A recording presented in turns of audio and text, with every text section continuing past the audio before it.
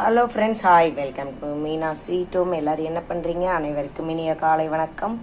எப்போவுமே சாம்பார் ஒரே மாதிரி வைக்காமல் இந்த மாதிரி ஒரு தடவை ட்ரை பண்ணி பாருங்கள். குழந்தைங்க நல்லா விரும்பி சாப்பிடுவாங்க. சாம்பார் வேணான்னு அடம்பிடிக்கிற குழந்தைங்களும் நல்லா சாப்பிடுவாங்க. அதாவது துவரம்பருப்பு, பூண்டு, பச்சை மிளகாய், ஜீரகம், பெருங்காயம் இதெல்லாம் போட்டு நாம் ஒரு 3 விசில் விட்டுடலாம் ஃபஸ்ட்டு.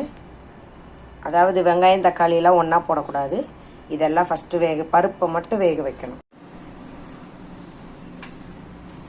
நீ பாருங்கள், குக்கரில் 3 விசில் போட்டது. பருப்பு, பூண்டு, பச்சை மிளகாலாம் நல்லா வெந்துருச்சு. இதுக்கு அடுத்து நம்ம என்ன செய்யணும்? புளி ஒரு கட்டா ஊற போட்டுடலாம்.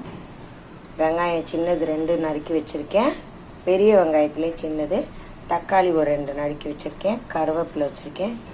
பூண்டு ஒரு 2 பல் தோலோடு தட்டி வச்சுருக்கேன்.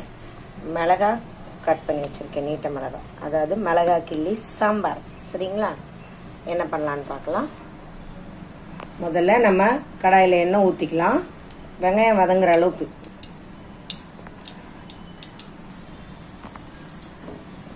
எண்ணெய் நல்லா காஞ்சிருச்சு. கொஞ்சமாக பெருங்காயத்தூள் போட்டுக்கோங்க.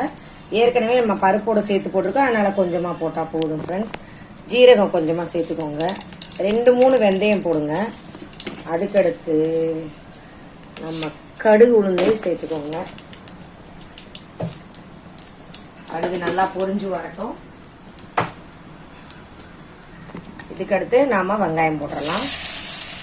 வெங்காயம், இந்த பாருங்க, கருவேப்பிலை,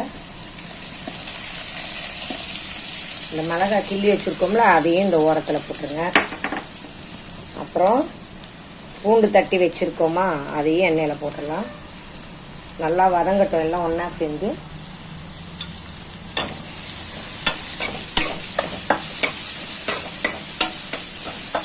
நல்லா மீடியமில் வச்சு வதக்குங்க. பாருங்க, வெங்காயம் நல்லா வதங்கிடுச்சு. இப்போ நம்ம தக்காளி போட்டுடலாம். தக்காளி போட்டோன்னே உப்பு போட்டுடணும்.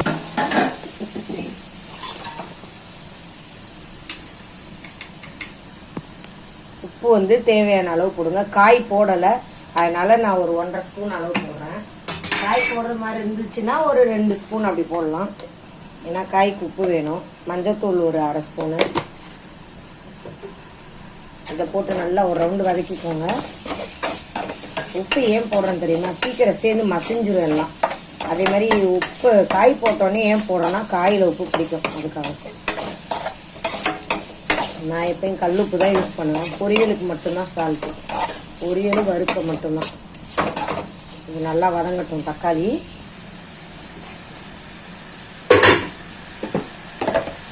நல்லா வதங்கிடுச்சு. கொஞ்சம் இருக்கிறதே இப்படி மசிச்சு விட்டுருங்க. இப்போ நம்ம மிளகாத்தூள் 1 ஸ்பூன் போட்டுடலாம். ஏன்னா நம்ம பச்சை மிளகாய் போட்டிருக்கோம். இது வந்து காய் போடல, நல்லா கேட்டுக்கோங்க. பச்சை மிளகாய் போட்டிருக்கோம், அதனால் இது கம்மியாக தான் போடணும். சரிங்களா?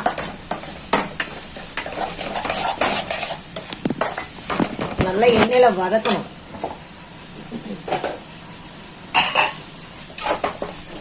நல்லா வதக்கியாச்சு.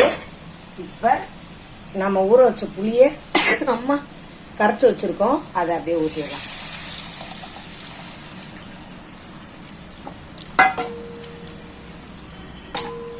ஊற்றி மசாலாவெல்லாம் இது பண்ணி விட்டுருவோம்.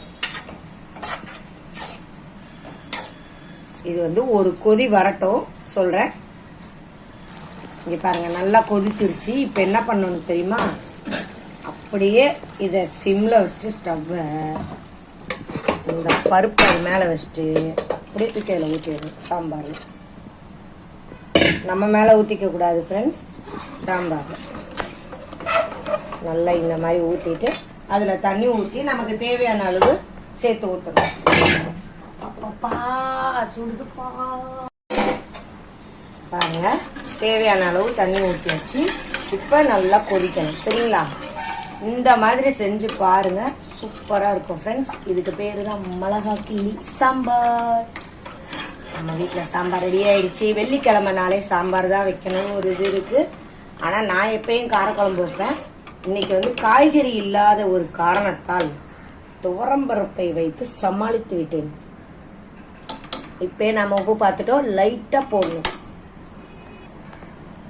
உப்பு கொஞ்சமாக போட்டுக்கோங்க, போட்டுட்டு கிண்டி விடுங்க. கொதி வந்ததுக்கப்புறம் நம்ம ஆஃப் பண்ணும்போது கொஞ்சோண்டு நெய் ஊற்றிட்டு இறக்கிடுங்க. சூப்பராக இருக்கும் ஃப்ரெண்ட்ஸ்.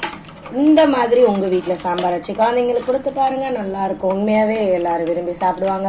ஓகே ஃப்ரெண்ட்ஸ், நம்ம அடுத்த வீடியோவில் பார்க்கலாம். இப்போ சாம்பார் கொதிச்சதுக்கப்புறம் சாம்பாரை பார்க்கலாம். பாய்.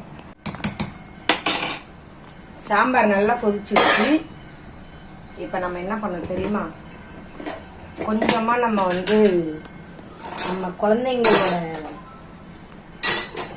நம்ம குழந்தைங்களோட உள்ளத்தை கவர் பண்ற மாதிரி அப்படியே கொஞ்சமா அப்படியே நெய் விட்டுக்கோங்க. டக டக டக டக டக டக டக டக டக டக டக அப்படி இருக்கும். நம்ம குட்டிக்காரங்க கிண்டிட்டு இருக்கீங்க. சரி, இப்போ நம்ம ஸ்டவ் ஆஃப் பண்ணிடலாம். அவ்வளோதான். சாம்பார் மணக்க மணக்க சாம்பார், ருசிக்க ருசிக்க சாம்பார், சுவைக்க சுவைக்க சாம்பார், ஆனால் மிளகாய் கிள்ளி போட்ட சாம்பார். ஓகே ஃப்ரெண்ட்ஸ், சாப்பிட வாங்க. சாம்பார் நம்ம வீட்டில் அப்பளம் தான், அப்பளம் இனிமேல் தான் பொரிக்கணும். சாம்பார் ரெடி ஆயிடுச்சு பாருங்க. இந்த நறுமணம் வீசும் சாம்பார். ஓகே ஃப்ரெண்ட்ஸ், அடுத்த வீடியோவில் பார்க்கலாம். பாய்.